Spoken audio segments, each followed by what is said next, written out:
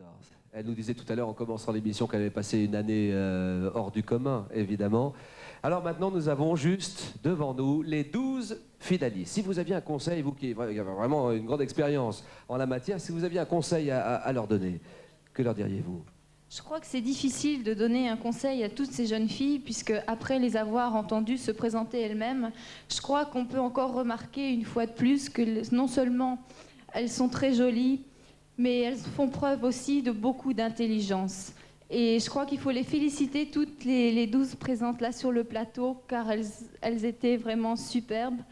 Et le seul conseil, c'est garder ce sourire magnifique que vous avez toutes ce soir, et rester le plus simple et le plus naturel possible, puisque je crois que la simplicité, c'est la qualité qu'apprécient les gens. Moi, partout où je suis passée, c'est ce que j'ai retenu. Alors justement, c'est ce que vous dites d'ailleurs dans les images qu'on va voir. Il y a une belle interview.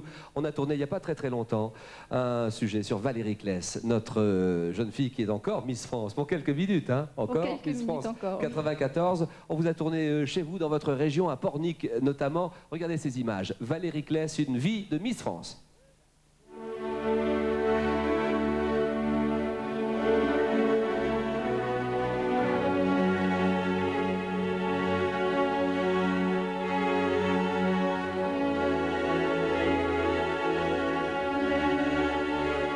L'élection de Miss France change beaucoup de choses dans la vie d'une jeune fille. On parcourt la France toute l'année, donc on se lève tôt le matin et on va de ville en ville pour élire les Miss qui se présenteront pour le titre de Miss France 95. On se déplace également pour des défilés de mode, des manifestations telles que des inaugurations, des portes ouvertes, des foires. On peut également être présente pour des œuvres humanitaires, défendre des causes pour les animaux, la SPA, pour les enfants malades, les personnes âgées. Et on prend une certaine assurance. C'est bon, au niveau relationnel, on rencontre énormément de gens, donc c'est très enrichissant.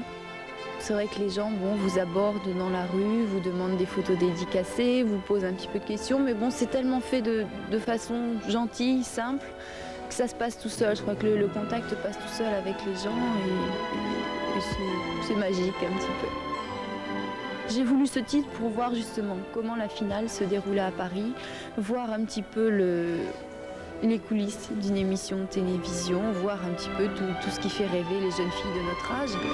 Mais bon, jamais je n'aurais imaginé pouvoir avoir le titre de Miss France. Je ne sais pas ce qui peut justement se passer dans la tête d'une Miss comme ça quand on passe le relais à une autre jeune fille.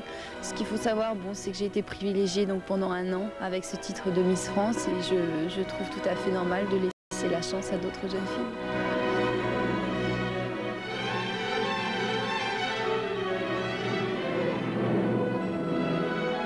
C'est vrai que Roselyne a été élue Miss Pays de Loire, il faut lui souhaiter bonne chance, il faut qu'elle travaille beaucoup, qu'elle se confectionne une belle petite garde-robe pour partir à Paris et j'espère qu'elle nous ramènera une écharpe, soit de Miss France, soit alors de Dauphine.